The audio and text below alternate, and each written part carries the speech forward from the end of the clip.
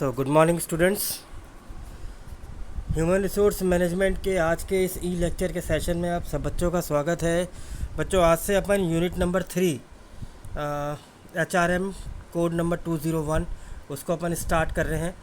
आज से जो अपन लेक्चर नंबर स्टार्ट कर रहे हैं वो है लेक्चर नंबर 19 और आज का जो टॉपिक है वो है आपका ट्रेनिंग नीड एनालिसिस, जो कि मॉड्यूल 3 का कंटेंट है। चलिए अपन स्टार्ट करते हैं इस टॉपिक को। सबसे पहले समझेंगे ट्रेनिंग नीड एनालिसिस होता क्या है। देखिए, एक बात आप ध्यान रख लीजिए कि ट्रेनिंग एक एक्सपेंसिव प्रोसेस होता है। सिर्फ इसलिए नहीं क्योंकि इसमें पैसा लगता है, मनी लगती है। इसमें सबसे ज़्यादा जो चीज़ इंक्लूड हो रही है वो है टाइम एंड अदर रिसोर्सेज, जो कि एक ही समय पे स्पेंड किए जा रहे हैं। इसलिए ट्रेनिंग को हम एक्सपेंसिव प्रोसेस कह रहे हैं, क्योंकि मनी के साथ साथ इसमें समय भी लग रहा है एंड अदर रिसोर्सेज भी इसके अंदर इन्वॉल्व हो रहे हैं। सबसे ज़्यादा इम्पॉर्टेंट क्वेश्चन आता है जब हम ये देख रहे हैं कि ट्रेनिंग स्टार्ट करनी है या नहीं, कि इज़ देयर एनी नीड, क्या हमें चेंजेस की रिक्वायरमेंट है, क्या हमें इंटरवेंशन की रिक्वायरमेंट है, क्या इस इंटरवेंशन से, इन चेंजेस से जो हम प्रिडिक्शन कर रहे हैं चेंजेस, क्या इनसे हमारे ऑर्गेनाइजेशन के गोल्स को अचीव करने में मदद मिलेगी, या हम इसको अचीव कर पाएंगे डायरेक्टली और इनडायरेक्टली। तो हमें सबसे पहले इस ट्रेनिंग के लिए सोचना पड़ेगा। यदि आपका आंसर आता है यस, इस चेंजेस के लिए कुछ सीखना है, एक्स्ट्रा लर्निंग करनी है, वी नीड दैट, तो हमें ट्रेनिंग नीड एनालिसिस को स्टडी करना पड़ रहा है।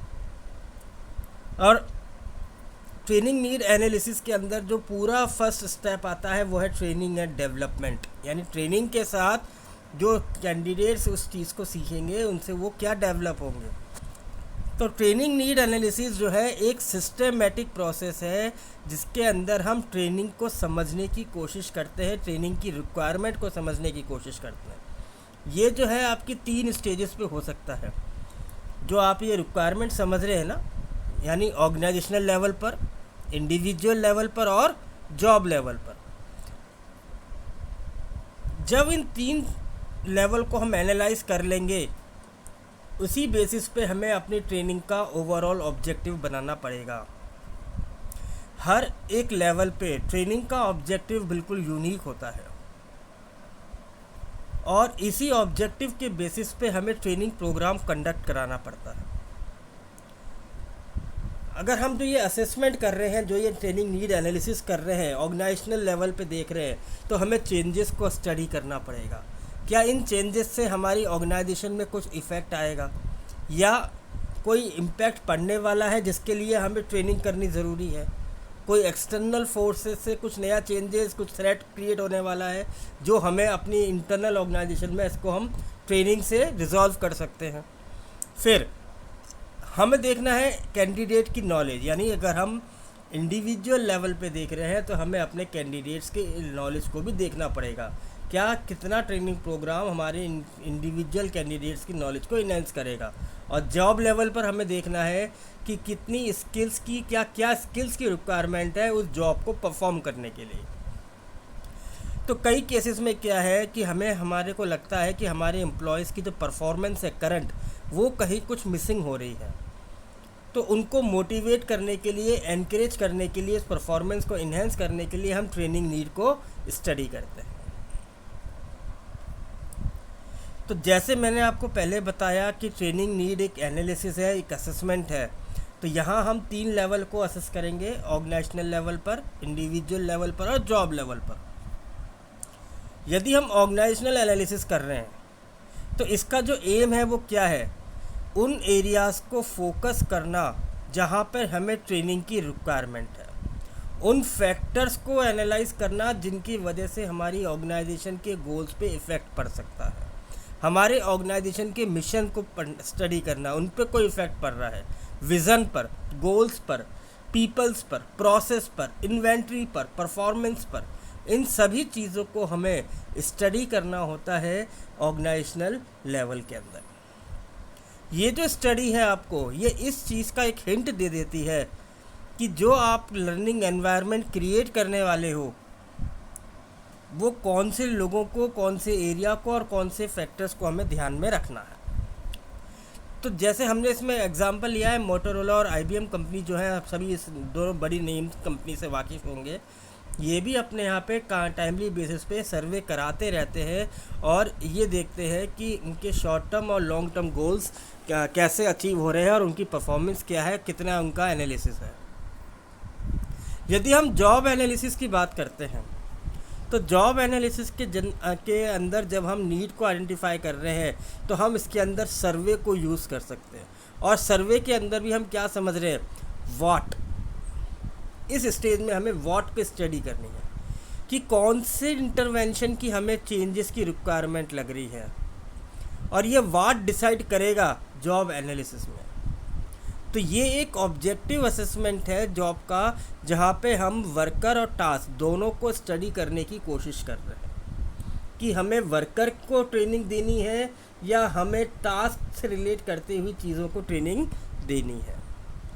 अगर हम देख रहे हैं वर्कर रिलेटेड अप्रोच है हमारे पास, तो हमें उनके बिहेवियर को किस प्रकार से मोटिवेट करना है, कैसे उसको वर्कर के बिहेवियर को हमें ट्रेनिंग देके उस लेवल पे लेके आना है ताकि वो उस जॉब को, टास्क को परफॉर्म कर सके। तो ये हमारे डेवलपमेंट और हमारे प्रोग्राम के इवैल्यूएशन के अंदर भी हमें इनको कंसीडर करना पड़ेगा कि उस ट्रेनिंग प्रोग्राम से वो जॉब कितनी अच्छी तरीके से परफॉर्म की जा सकती होगी बाद में आफ्टर द ट्रेनिंग। ये हमें इसके अंदर स्टडी करना है। देन आता है इंडिविजुअल एनालिसिस। जैसा ये नाम अपने आप में बता रहा है इंडिविजुअल, तो इंडिविजुअल एनालिसिस क्या है कि ऑर्गेनाइजेशन की जो ट्रेनिंग और नीड हम आइडेंटिफाई कर रहे हैं वो किस एरिया के अंदर उस इंडिविजुअल पर्सन को हमें ट्रेनिंग देनी है। यहाँ हमें उसकी परफॉर्मेंस को ध्यान में रखना है, हमें उसकी परफॉर्मेंस अप्रेजल के डेटा को अपने पास रखना है और हमें कंपैरिजन करना है कि एक्सपेक्टेड और स्टैंडर्ड के बीच में क्या कोई डिफरेंस या कोई गैप तो नहीं आ रहा। ये जो इंडिविजुअल एनालिसिस है ये हम क्वेश्चनर के थ्रू भी कर सकते हैं, 360 डिग्री फीडबैक से भी कर सकते हैं, एम्प्लॉयज़ से पर्सनल इंटरव्यू बात करके भी हम परफॉर्मेंस को एनालिसिस कर सकते हैं, गैप को फाइंड आउट कर सकते हैं। कई ऑर्गेनाइजेशन कैसी होती है, वो अपने यहाँ पे कॉम्पिटेंसीज रेटिंग को यूज़ करती हैं।